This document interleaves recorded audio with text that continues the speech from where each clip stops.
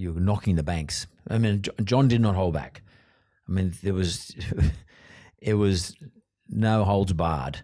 He ripped the banks pretty hard, but at the same time, effectively, you were sort of helping Macquarie, who was one of the banks, was helping you raise the money to lend to Australians that actually competed with the banks. It was, and by the way, Prime Minister Bank of Australia was a bank. Yeah. Did you ever worry together? Like, did you ever sit down and think, oh, hang on, we're just going to be a bit careful here, chill out a little bit because we're ripping the banks pretty hard. They might come after us. Was there ever a thought? So John was always very calculated. John was always, even though he'd rip the banks, he'd say it with a laugh or say it with, he was very respectful.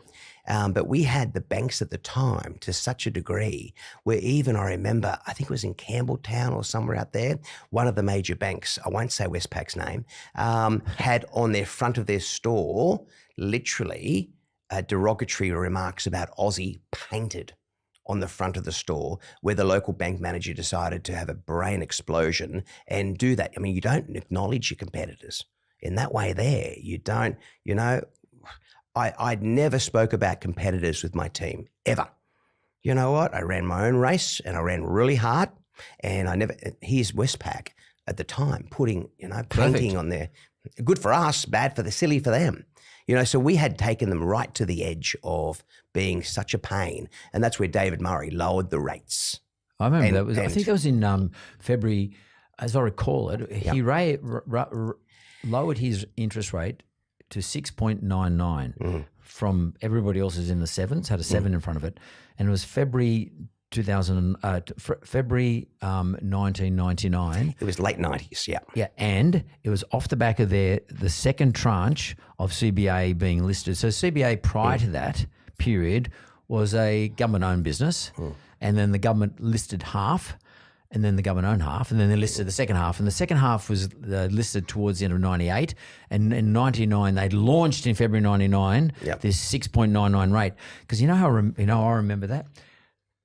When I saw it, I went, wow, that's 6.99. That's amazing. And my business had only just started up, Wizard, and it was 98.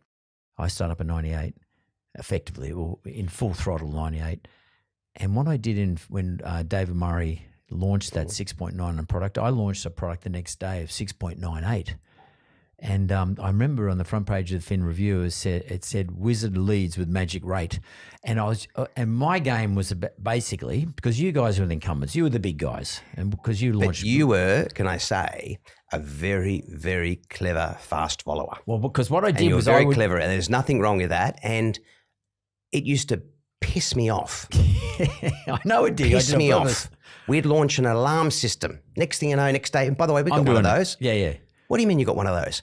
We'd launch whatever. Next thing you know, it just pissed me off.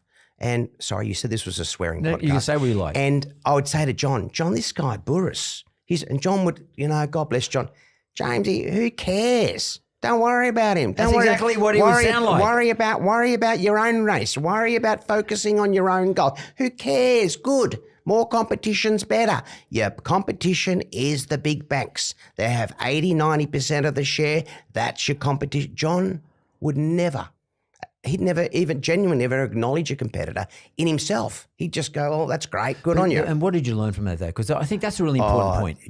I think John just helped me to think very big at a young age. Yeah. Just think big, right? Think of the bigger picture. Don't get stuck in the minutiae, all right? Think big. Do the minutiae, but don't get stuck. Sure, get people to worry about the minutiae, but just think larger.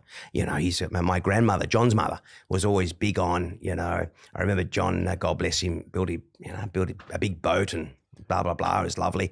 And on the big boat in the staircase, there was a beautiful journey of John's life with his parents and his family, and that with a quote from my grandmother. And it was always, she used to always say to Johnny and us, but she was always to say to Johnny, you know what? Johnny, always think big. Think big and double it again. Really? And this was my 89-year-old grandmother that said that all her life. And she was 4 foot tall, but she had the presence of a 10-foot giant in our family.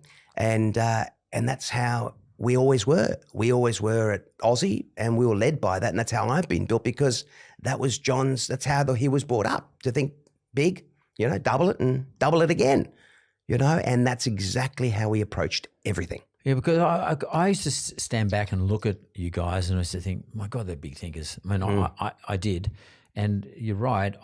What I did with CBA is exactly what I did with you guys. I would just say, well, I'm going to let them lead, and I'm just going to come clip off the back.